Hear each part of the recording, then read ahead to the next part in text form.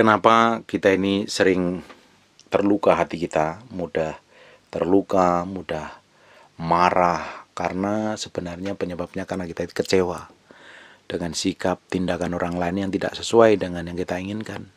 Ujungnya kita kecewa, ujungnya kita kesel karena mengharapkan, dan itu pengharapan itu tidak terjadi.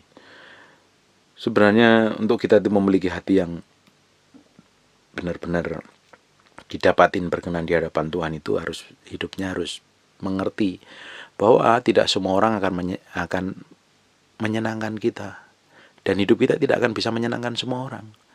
Tidak semua orang suka sama kita, dan tidak semua orang membuat hati kita tuh senang. Kita mesti tahu itu dulu, karena pasti ada hal yang diizinkan Tuhan terjadi dalam hidup kita untuk memurnikan hati kita. Jadi kita ini harus menjagain hati kita itu dengan baik. Jangan karena perlakuan orang, jangan karena sikap orang, dengan perkataan orang, sikap orang, akhirnya kita kecewa. Ketika kita kecewa, hati kita ini sebenarnya udah tercemar. Kita udah malas berdoa, kita mau nyembah Tuhan juga susah. Dari kecewa muncul jengkel, benci, dendam, dan akhirnya membunuh. Buat apa? Kita ini harusnya merdeka dari hal seperti itu. Berapa banyak kita tuh sering kepikiran dengan sikap orang lain. Berapa banyak kita itu akhirnya malas makan karena kita mikirin sikap orang lain yang jelek terhadap kita. Padahal orang yang bersikap itu tidak pernah memikirkan kita. Kita bisa kesel berhari-hari dengan perkataan orang, padahal yang ngomong sudah lupa dengan perkataannya apa, beranggap cuek saja. Atau kita ini kadang kesel dengan perkataan pasangan hidup kita. Buat apa?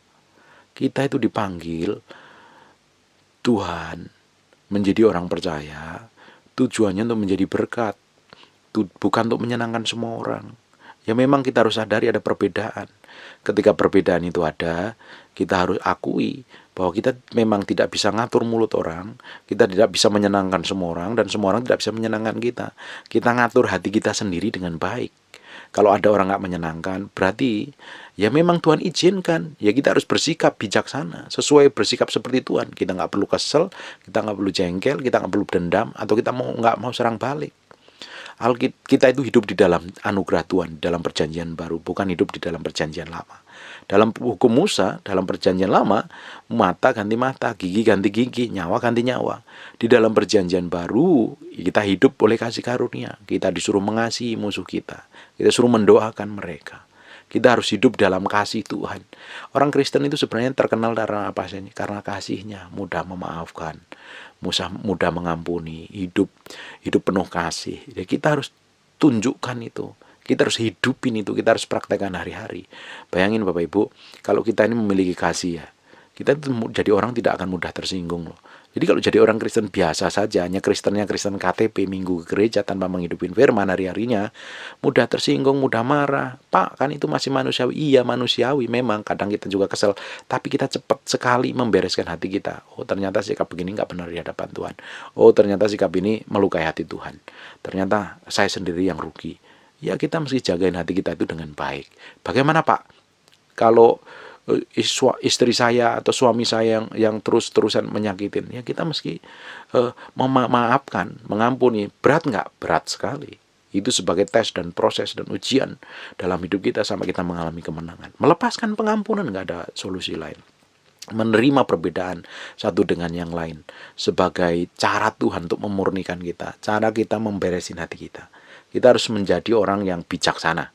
Kita harus jadi orang Kristen itu harusnya bijaksana. Jangan gampang marah, jangan gampang tersinggung, jangan gampang sakit hati.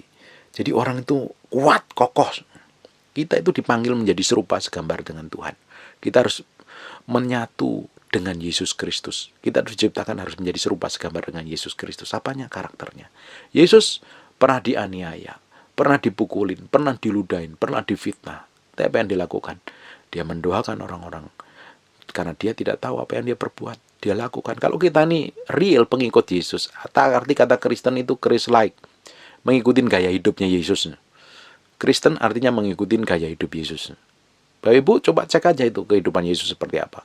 Difitnah, dituduh, dicaci maki, diludai, digebukin, dipukulin, disalib ujung-ujungnya, sampai ditombak. Bayangin. Kalau kita pengen Yesus, seperti Yesus, artinya kita juga harus dimatikan loh. Bukan dimatikan disalib secara fisik, tapi daging kita, sikap kita yang buruk, kelakuan kita yang buruk, karakter yang kita buruk, itu harus kita salibkan setiap hari. Sampai kapan? Sampai Kristus nyata melalui hidup kita. Sampai kuasa kebangkitannya itu real, dan kita bersatu dengan penderitaannya. Bersatu dengan penderitaan Yesus Kristus itu tidak gampang loh. Artinya kita pikul salib setiap hari loh. Memikul salib. Mulut kita ini biasanya ngomongin orang, di stop lah. Biasanya jelekin orang, stop lah. Nilai pendeta lain dan merasa paling benar sendiri pengajarannya, ya sudahlah, ngapain sih dipusingin. Malah bikin umat Tuhan pusing, bikin umat Tuhan berdebat, bikin umat Tuhan malah tersandung. Karena setiap hamba Tuhan punya panggilan masing-masing.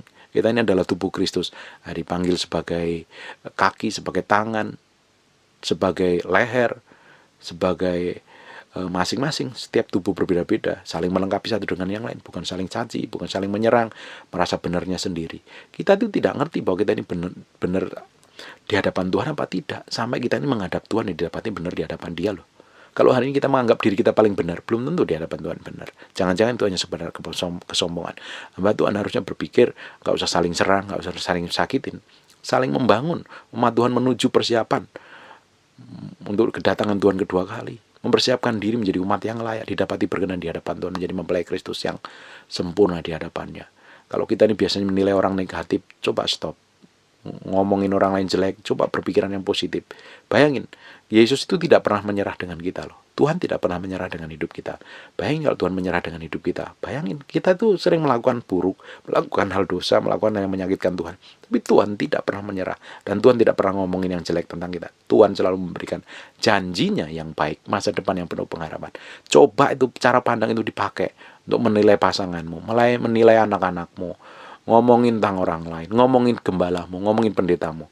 Kita coba memakai pikiran Kristus, kacamata Kristus, mulut Kristus. Pasti hidup kita semakin hari semakin dipercayakan perkara-perkara besar. Kelakuan kita juga harus kita benar-benar mencerminkan Kristus. Banyak orang dunia itu nggak mau bertobat karena ngelihat kelakuannya orang Kristen itu seperti orang dunia. Ya kita harus berbeda, tampilkan berbeda kalau kita orang percaya. Pikiran kita itu harus difokuskan kepada Kristus. Harus disalibkan bersama Kristus, memikirkan perkara-perkara surga. Filipi 4 ayat ke-8 atau 9 ini. Pikirkanlah yang baik, suci, sedap, patut dipuji, sebut kebajikan. Suruh mikirin semuanya itu. Supaya apa? Kita tuh selaras sepikir seperti yang Tuhan mau. Jadi kita harus benar-benar mempersiapkan diri dengan baik nih sebelum kedatangan Tuhan kali. Jaga hati itu enggak gampang. Jaga hati itu enggak gampang. Kita itu kalau nyanyi gampang, nyembah Tuhan gampang. Nyanyi satu lagu pelan, nyanyi satu pujian itu gampang. Tapi menjaga hati kita dengan baik, supaya hati ini menjadi persembahan yang benar di hadapan Tuhan, itu tidak mudah. Diperlukan pikul salib sangkal diri setiap hari. Setiap hari.